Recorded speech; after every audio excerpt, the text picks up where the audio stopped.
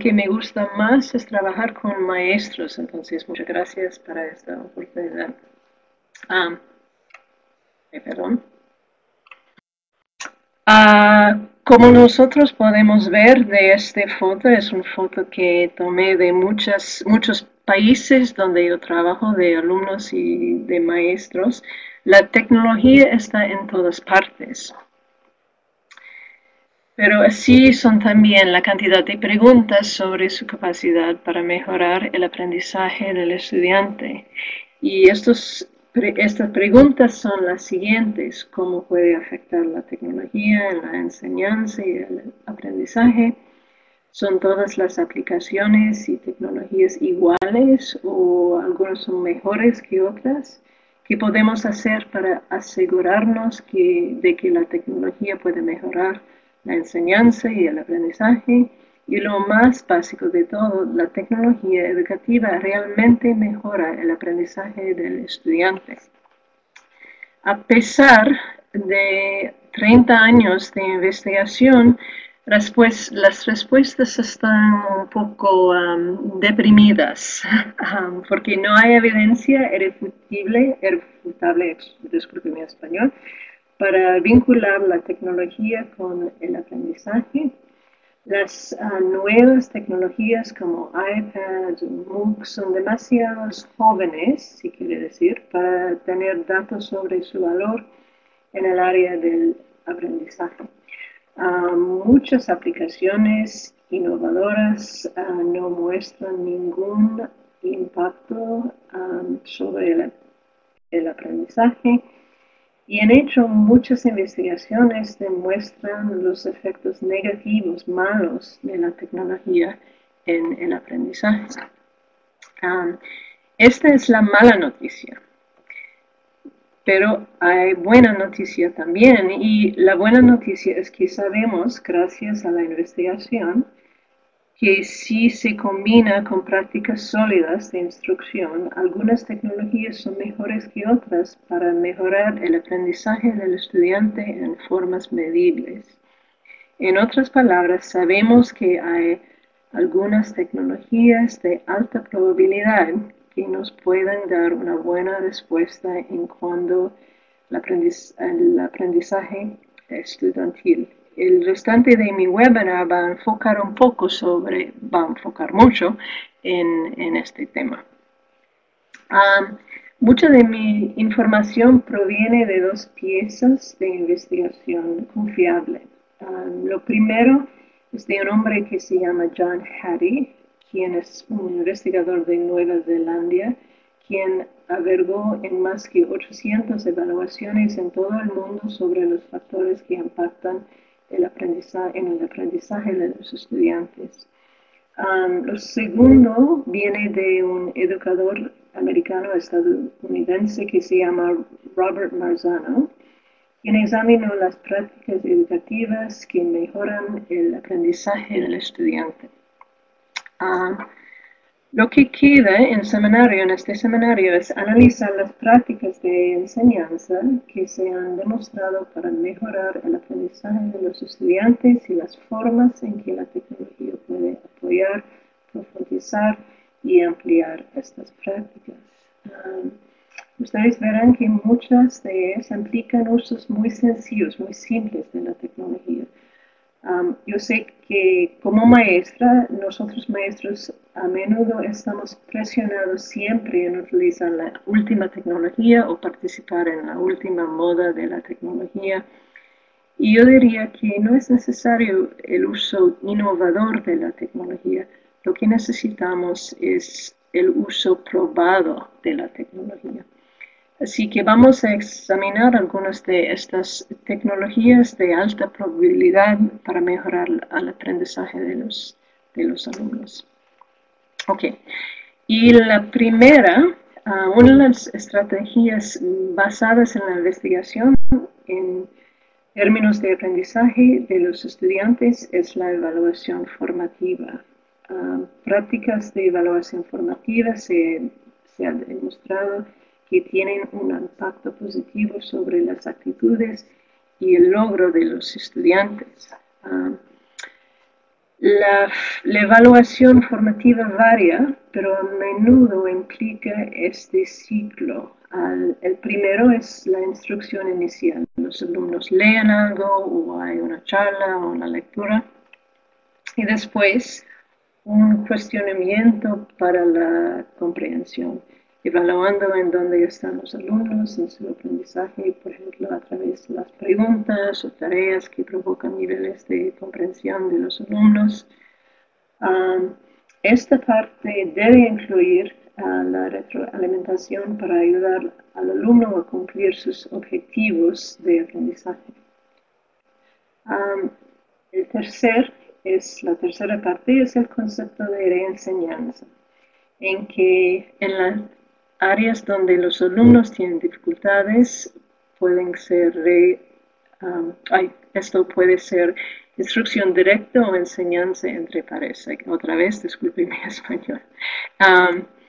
Seguimos esto con una evaluación de nuevo y lo último es la reflexión, logrando que los alumnos reflexionen sobre lo que les ayuda a aprender mejor y cómo aprender. Pues existen numerosas técnicas de evaluación formativa, pero la que vemos aquí es cuestionar la comprensión. Y hay muchos ejemplos con tecnología y la evaluación formativa, pero lo que voy a enfocar hoy son los clickers. Pero antes de platicar, disculpe, voy a cambiar un poco de, vamos a votar. Tengo una pregunta. Si las personas aquí, ¿ustedes conocen los clickers o han usado los clickers en el aula? Pueden escribir sí o no.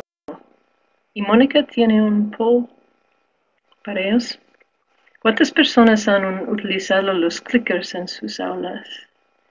Vamos a ver. 2, más.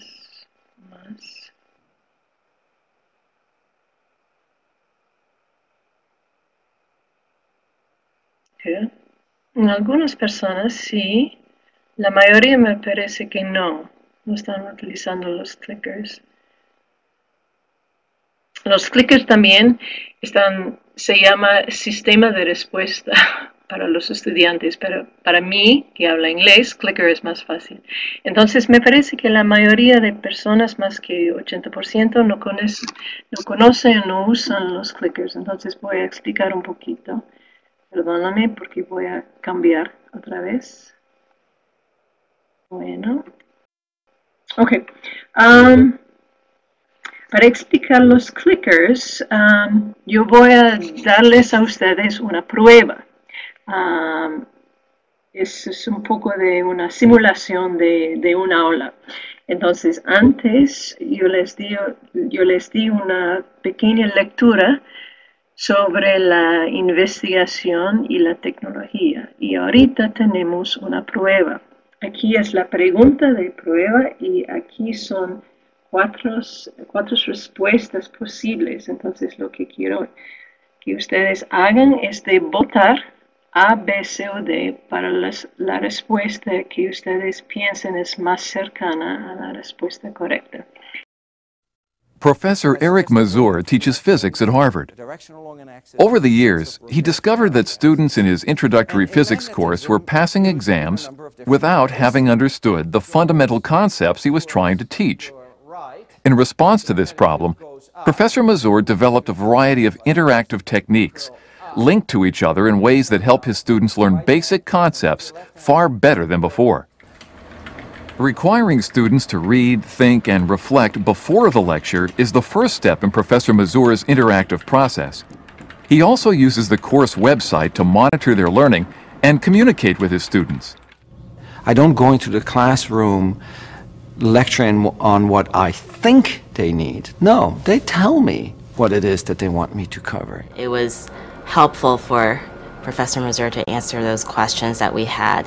And sometimes, it didn't feel embarrassing at all if he addressed your specific question because the whole thing was anonymous. So the idea is to teach by questioning rather than telling.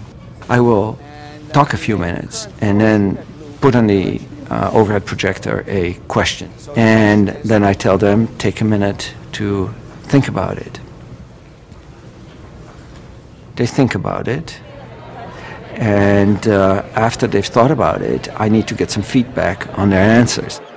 So turn to your neighbor and see if you can convince one another of the correct choice. Right, it goes out of the page and the top goes in, so they cancel each other out. There is a torque. There is a torque. How do you know that? And B is down, so the force at the bottom would be clockwise. And in a sense, this process, this engagement, this teaching by questioning rather than by telling, forces students to develop these models in the classroom. I think the lectures were really good, and it worked out really well, the idea of everyone teaching each other. And we soon realized that, yes, we were picking up the material faster than we had in the previous physics course that we had all taken. You can forget facts, but you cannot forget understanding. And that's actually exactly what I would like to achieve here. I want them to understand the subject so that they know it for the rest of their life. Lo que vemos en este proceso es que la tecnología, los clickers, se utilizan para evaluar inicialmente la comprensión del estudiante, proporcionan información instantánea a los maestros y estudiantes, por lo que el profesor puede revisar su instrucción y volver a enseñar conceptos difíciles, en este caso la reenseñanza, enseñanza entre pares. Luego utiliza los clickers de nuevo para volver a evaluar para ver si los estudiantes han llegado a la nueva información. Si ustedes no tienen clickers o una pizarra blanca interactiva, puede todavía utilizar herramientas basadas en teléfonos celulares, como por ejemplo aquí tenemos 3 sitios de web, Poll Everywhere, Poll Daddy y 99 por 99 encuestas, que muchos de ustedes, estoy seguro, ya conocen. Todas estas tienen un costo, todos 3 sitios tienen un costo, pero tienen una cuenta gratuita donde ustedes pueden hacer preguntas que van desde sí o no, de opción múltiple, hasta preguntas abiertas. Si los estudiantes tienen teléfonos móviles, pueden responder con un mensaje o con un tweet, o pueden ir a la encuesta y responder a través de la página web. Los profesores pueden mostrar los resultados de la encuesta en tiempo real e incluso en PowerPoint. Hay mucha tecnología para votar para la evaluación formativa, pero más o menos funcionan así. Todas las herramientas de votación esencialmente funcionan de la misma manera. Número 1, usted hace una pregunta. Número 2, los estudiantes responden. Y número 3 muestran los resultados. Tienen que estar un número 4 aquí, que es, si tuviéramos un número 4, sería de reenseñar. Pues así que la gran pregunta aquí es, ¿la tecnología realmente hace una diferencia? Y no podría hacer estas preguntas de opción múltiple y que los estudiantes levantan la mano o muestran tarjetas con código de color. Y en hecho, los clickers tienen un valor que no tienen, disculpe el problema con mi español. De hecho, la investigación pesa a favor de los clickers. ¿Por qué? Y hay 3 razones aquí. Primero es generalmente justo a tiempo, datos visuales que ayudan a los maestros y estudiantes. Número 2, al evaluar rápidamente la comprensión de los estudiantes sobre un tema, el maestro puede adoptar justo a tiempo enseñando. Han demostrado ser más atractivos, incluso bajos niveles de participación interactiva muestran mejores logros de aprendizaje que las actividades tradicionales. Y creo que hay una cuarta razón, que son anónimos. Nadie sabe, excepto el profesor, a quien no entiende. Aquí lo que vemos es un simple uso de la tecnología, esencialmente haciendo clic en algunos botones. La parte más difícil de usando los clickers para la evaluación formativa es el instructivo, inclusive la identificación de áreas en las que los estudiantes pueden ser confundidos, el tener listas buenas preguntas de opción múltiple, ayudando a los estudiantes a llegar a la respuesta correcta sin decirles la respuesta, formulando preguntas conceptuales, preguntas pensadas para ayudar a los estudiantes a conectar las ideas, a hacer inferencias, estimular el pensamiento creativo y por lo general ayudar a los estudiantes a explorar niveles más profundos de conocimiento, del pensamiento y de la comprensión. Me parece que casi todo el mundo conoce los mapas conceptuales, entonces no voy a platicar mucho en ellos. Entonces, para las personas que no lo conocen, mapas conceptuales son diagramas que se utilizan para describir visualmente la información. Se pueden crear en torno de una idea principal, puede ser un concepto o una historia, y la idea principal se divide en ideas de apoyo más pequeños y las ideas relacionadas con ideas aún más pequeños, como pueden ver aquí. Esencialmente, el mapa conceptual es un proceso de analizar. Los mapas conceptuales son a menudo, pero no son siempre jerárquicos y todas las ideas son vinculadas a través de links, las vinculaciones o enlaces. Los mapas conceptuales tienen una gran cantidad de investigaciones que muestran su impacto en el aprendizaje del estudiante. Por ejemplo, se muestran que los mapas conceptuales mejoran la comprensión de lectura y escritura del estudiante, que ayudan a los estudiantes y maestros a determinar lo que sabe el alumno, que ayudan a los estudiantes a integrar nueva información significativa en las estructuras cognitivas existentes. Y sabemos que representación visuales de relaciones pueden ayudar a los alumnos a extraer el significado de la información a través de la manipulación y aclarar textos difíciles de entender y los conceptos abstractos. ¿Cómo puede la tecnología ayudar con los mapas conceptuales? Pues hay muchos sitios de web que ofrecen aplicaciones gratuitas para construir mapas conceptuales. Y aquí son tres, y un sitio que explica más lo que es los mapas conceptuales y ejemplos de cada tipo. Hay aquí para las personas que quieren escribir es Bubbles, MindMeister y FreeMind. Y todo esto va a ser archivado en el sitio de YouTube para RIED. Entonces voy a continuar. Bueno, con mapas conceptuales tenemos la misma pregunta. ¿Vale la pena de usar tecnología o de no usar la tecnología? Y a diferencia de la investigación sobre clickers que demuestra que realmente mejoran el modelo de cuestionamiento de la comprensión del cual les hablé anteriormente, la investigación muestra que el aprendizaje en torno a los mapas conceptuales funciona más o menos incluso si se utiliza la tecnología o no. Pero para mí, yo sugiero los mapas digitales. ¿Por qué? Porque ayudan a los alumnos que no dibujan bien, son más atractivas, pueden archivarlos para uso continual y con aplicaciones con Bubbles y MindMeister los alumnos pueden colaborar en línea.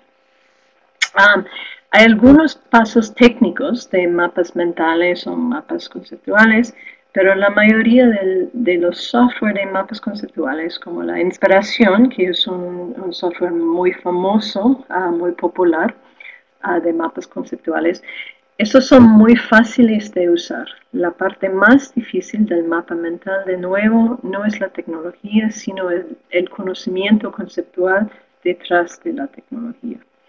Para aprovechar realmente los beneficios de aprendizaje de los mapas mentales, es importante saber qué tipo de mapa conceptual tenemos que usar y con qué fin. Por ejemplo, hay muchos tipos de mapa conceptual. Por la mayoría de las personas utilizan el web, pero hay muchos tipos distintos de mapas conceptuales. Por ejemplo, los diagramas de Venn muestran diferentes relaciones entre las ideas donde se diferencian y en qué se supone. Un mapa circular, o como se llama, un área de influencia, muestra grados de influencia en un evento de menor influencia, de mayor influencia. Mapas de comparación, mapas de contraste muestran cómo las cosas son iguales y diferentes. La comparación se refiere a cómo dos cosas son iguales, el contraste se refiere a la forma en que son diferentes. Esto es a menudo difícil de entender para los estudiantes, ya que requiere de evaluar y sintetizar. Pues enseñar a los estudiantes cómo se comparan y contrastan, o identificar similitudes y diferencias, conjunto de todo y parte a parte, es la técnica probada para ayudar a los estudiantes a desarrollar habilidades de análisis y de síntesis. Ok. Una de las habilidades más valiosas que los estudiantes pueden aprender es la escritura, que se escribe intencionalmente para comunicar, en la cual formulan un mensaje, desarrollan el mensaje y comunican este mensaje a un público en particular para un propósito particular. Hacerlo hay que prestar atención a la estructura, a la selección de palabras y a las convenciones del lenguaje. Escribir implica pensar y por eso ayuda a los estudiantes a mejorar su escritura. Es una de las mejores cosas que podemos hacer para los estudiantes como aprendices. La pregunta, ¿cómo puede la tecnología ayudar con la escritura? La tecnología puede ayudar con la escritura de muchas maneras. En primer lugar, la web ofrece una plataforma y un público para permitir a los estudiantes escribir y tener su escrito leído por otros a través de blogs y de wikis. Y aquí en la pantalla hay dos sitios más populares educativos, uno que se llama EduBlog, una serie de blogs, y otra es Wikispaces Classrooms. A continuación, la Internet ofrece una abundancia para escribir, ya sea de imágenes o artículos o audio o multimedia. Y yo como maestra de escritura usaba mucho las imágenes para promover la escritura creativa. Y sabemos que nuestros alumnos aprenden visualmente, al contrario de texto. Y la web es una gran fuente de imágenes, audio, vídeo, que puede ayudar con el aprendizaje. Aquí son algunos pocos sitios con imágenes libres de derechos de autor y multimedia. Estoy segura que ustedes lo conocen. Si no, vamos a archivar este webinar. Y la web es una biblioteca más grande del mundo para que los estudiantes puedan acceder a todos los géneros de la escritura. Entonces, la pregunta importante en la escritura, ¿vale la pena de usar la tecnología o no usar la tecnología? Y aquí es nuestra pregunta importante, y la respuesta es fuertemente al lado de la tecnología. Simplemente utilizando la tecnología como parte del proceso de escritura mejora automáticamente la escritura de los estudiantes, de manera que no es cierto sin la tecnología. La investigación ha demostrado de forma consistente que la tecnología puede mejorar la escritura de los estudiantes si se cumplen dos condiciones. Primero es que usamos preguntas abiertas en que los alumnos pueden desarrollar sus ideas. Y segundo, que es que nosotros seguimos el proceso, los estudiantes y el maestro seguimos el proceso de escritura formal en que consiste de lluvia de ideas, redacción, revisión y reescritura. Estudios de los Estados Unidos muestran que los estudiantes que escriben con los ordenadores, es decir, principalmente el uso de software, de word processing, software procesamiento de textos, logran una mayor competencia en los estándares estatales de escritura y dan mejor respuesta en cuanto a escritura bien desarrollada si tienen puntuaciones más altas en los exámenes estatales que los estudiantes que toman los mismos exámenes estatales con papel y lápiz. Como en todas las diapositivas, la tecnología es la parte fácil. Es probable que estemos familiarizados con el software de procesamiento de textos. La parte difícil es la instrucción. ¿Y qué es difícil de la instrucción de escritura? Saber cómo enseñar el proceso de escritura, cómo enseñar la lluvia de ideas, redacción, edición, revisión, reescritura, ayudar a los estudiantes a desarrollar las ideas dispares de diferentes fuentes y trabajando juntos para crear un argumento coherente, ayudar a los estudiantes a desarrollar una tesis con el apoyo de ideas, de pruebas, de presentarla de forma organizada, ayudar a los estudiantes a entender la gramática, las convenciones del lenguaje, la mecánica, la selección de palabras, ortografía, la puntuación. Pues los tres ejemplos que he discutido aquí muestran que el uso de la tecnología para mejorar el aprendizaje de los estudiantes es menos sobre el uso de la tecnología y más sobre el pensamiento de las instrucciones que acompañan a la tecnología. No se trata de hardware o de software, pero es una función de nuestro cerebro, es de pensar. Y aquí en esta gráfica o tabla vemos lo que necesitamos para enseñar bien con la tecnología. Hay las habilidades técnicas, pero son pocos. Lo que necesitamos más son los conceptuales, subrayando el software, y las habilidades instruccionales. Me gustaría añadir rápidamente, porque no tenemos mucho tiempo, un cuarto ejemplo de alto rendimiento de una práctica que mejora el aprendizaje de los estudiantes, y ese es la colaboración. Las investigaciones demuestran que la colaboración ayuda a los estudiantes a mejorar el aprendizaje y, lo más importante, los estudiantes cuyos maestros colaboran tienen una puntuación más alta en las medidas de rendimiento académico que los estudiantes cuyos profesores no colaboran. Es en la colaboración que la tecnología realmente brilla. La tecnología nos permite comunicarnos y colaborar con colegas que conocemos o como parte de comunidades de aprendizaje formales e informales.